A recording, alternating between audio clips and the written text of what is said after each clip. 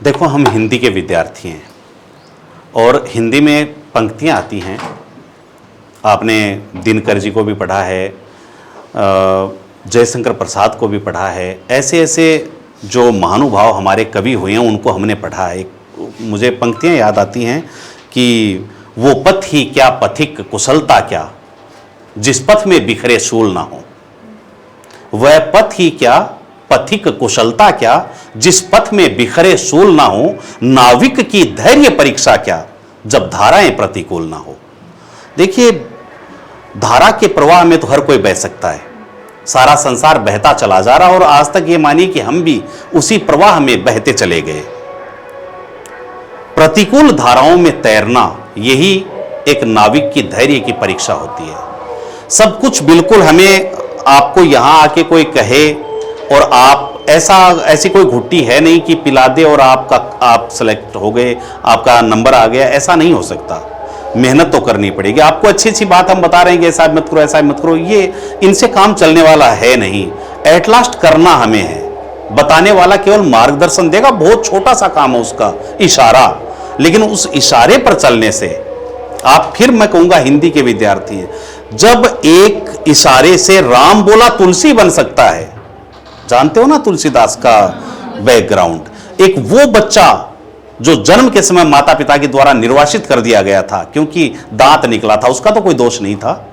एक बच्चे को जिसे जन्म के साथ निर्वासित कर दिया जाता है, किसी दासी के हाथों पलता है, वो राम बोला जो स्नेह के लिए, प्रेम के लिए जीवन भर तड़पता रह जाता है। जब विवाह होता रत्नावली से तो प्रेम मिलता है, पहली बार प्रेम का आभास उस व्यक्तित्व को बिल्कुल उसके लिए इस कायनात को बदल कर रख देता है। इतना बड़ा प्रेमी बनता है तुलसी। ये दुर्भाग्य हमारा, आप लैला मजनू की बात करते हैं, हीर रांझा की बात करते हैं, हमारा तुलसी देखिए रत्नावली से जिस कदर उनको प्रेम था, सात्विक सच्चा प्रेम, मिसाल दी जा सकती है। लेकिन क्योंकि हम अपनी संस्कृति पर गर्व करना भूलते जा रहे हैं, तुलसी अपनी पत्नी के प्रेम में चला जाता है, बिल्कुल वही काम कर रहा है जो सांसारिक लोग कर रहे हैं। लेकिन उसी पत्नी की एक फटकार, लाज न आई आपको दोरे आयो साथ, या अस्थि चर्म मम देह मैं तामे ऐसी प्रीति, जो होती श्री राम में तो ना होती भवभीति। आप सब पढ़ते हैं ये क्या था? ये मार्गदर्शन था, ये एक इशारा था रत्नावली का कि अगर तुम जो प्रेम मेरे इस हाड़ मांस के शरीर से कर रहे हो, उसका आधा हिस्सा भी राम से कर लेते तो इस संसार में, भव सागर में तुम्हें कोई भय नहीं होता और तुम विख्यात हो जाते। उस एक मार्गदर्शन ने राम बोला को तुलसी बनाया, इतना बड़ा कवि बना दिया। तो क्या वो सारी योग्यताएं हम में नहीं हैं? आज तक हम कैसे थे भूल जाओ, जैसे भी थे अच्छे थे, जो कुछ किया उसे हम बदल नहीं सकते। लेकिन एक विद्वान की पंक्ति आती है, विवेकानंद जी ने लिखा है कि मैं जानता हूं कि आप अपना भाग्य नहीं बदल सकते, लेकिन मैं ये भी जानता हूं कि आप अपनी आदत बदल सकते हैं। आप अपनी आदतें बदलिए, मैं वादा करता हूं आपका भाग्य बदल जाएगा। तो कहने का मतलब यही है कि आज तक हम क्या थे इसे छोड़िए, अब हमें क्या होना है इसके लिए गांठ बांधिए, प्रेम करना सीखिए। जो काम करते हो उस काम से प्रेम करना सीखिए। उससे सच्चा प्रेम अगर हो गया तो दुनिया की कोई ताकत आपको रोक नहीं सकती। ये व्याख्याता भर्ती, और ये तो बहुत छोटी चीजें हैं, मैं काफी दूर की बात कर रहा हूं, बहुत आगे की बात कर रहा हूं। जिन भर्तियों के लिए हम तड़प रहे हैं, सर तो उनको छोड़ के बैठे हैं। अरे ये तो उन नौकरियों को ठोकर मार के बैठे हैं यहां पे। क्यों? मजा आ रहा है पढ़ाने में, बच्चों को मार्गदर्शन करने में आनंद आ रहा है। जिस काम में आनंद नहीं आता उस काम को छोड़ दो, वो काम आपके लिए नहीं है, आप उस काम के लिए नहीं है। बंदर का बच्चा पेड़ पर चढ़ेगा उछलेगा, हाथी कभी नहीं चढ़ सकता। जिस काम में आनंद आ रहा है तो अपने आप को जानो, समझो कि मैं कौन हूं। और जब ये समझ आप में आ गई कि मेरा इंटरेस्ट इधर है, एक अभी विद्यार्थी थी, छात्रा थी जो कह रही है कि मैं साइंस फैकल्टी से हूं, अब हिंदी में, तो पहली बात तो हिंदी में क्यों? या तो उनका इंटरेस्ट क्रिएट हुआ है कहीं ना कहीं, या तो किसी शिक्षक को देखकर इंटरेस्ट क्रिएट हुआ है कि भाई मुझे हिंदी पढ़नी चाहिए, कोई वीडियो देखा होगा ऐसा कि मुझे हिंदी पढ़नी चाहिए। अगर इंटरेस्ट क्रिएट हुआ तो उस इंटरेस्ट के लिए जीना शुरू कर दो, निश्चित रूप से आप कामयाब होंगे।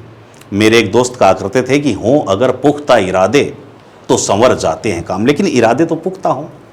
हो अगर पुख्ता इरादे तो संवर जाते हैं काम, कुव्वते अमल पर जमाने का निजाम, वक्त होता है दिलेरों के इशारों का गुलाम, गर्दिशे वक्त से डरते नहीं जुर्रत वाले, रुख जमाने का बदल देते हैं हिम्मत वाले।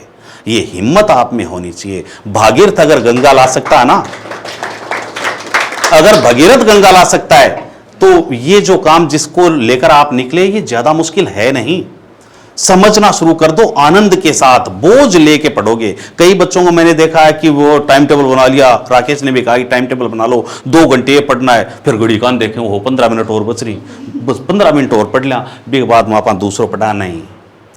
बेशक टाइम टेबल बनाओ, फॉलो करो, ठीक है, लेकिन मैं ये समझता हूं जब तक जिस टॉपिक पे मजा आ रहा पढ़ते चले जाओ, बह जाओ उसमें, खो जाओ उसके अंदर, घड़ी की तरफ आपका ध्यान ना जाए, तब आप पढ़ रहे हो। न्यूटन जब बैठे थे, आपने सुना ना वो सेब गिरा नीचे ही क्यों गिरा।